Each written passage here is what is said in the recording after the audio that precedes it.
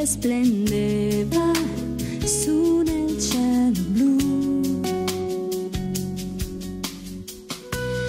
L'arcobaleno tendeva verso il sole, liberandoci dai pensieri e dal dolore, senza odi e malvagità.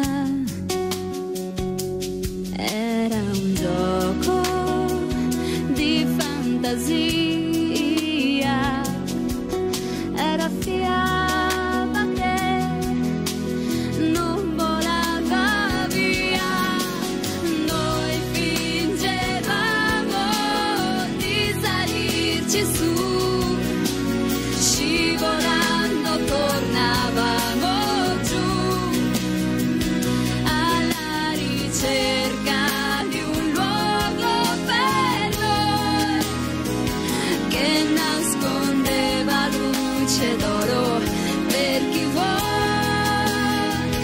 credere ancora nel domani. Sì.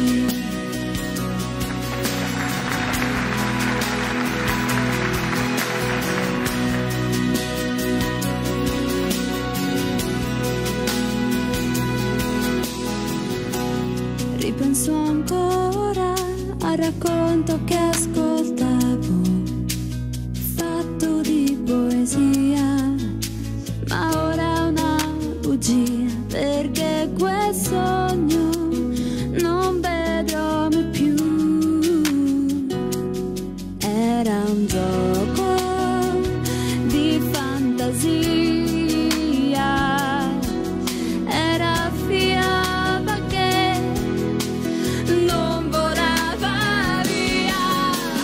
Noi fingevamo di salirci su, scivolando tornavamo giù, alla ricerca di un luogo per noi che nascondeva luce d'oro per chi vuole credere ancora nel domani. Sì.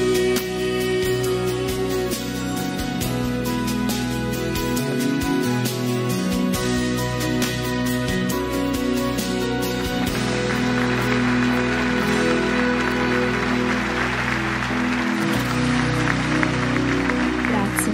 Brava Fedi, Grazie, l'arcobaleno.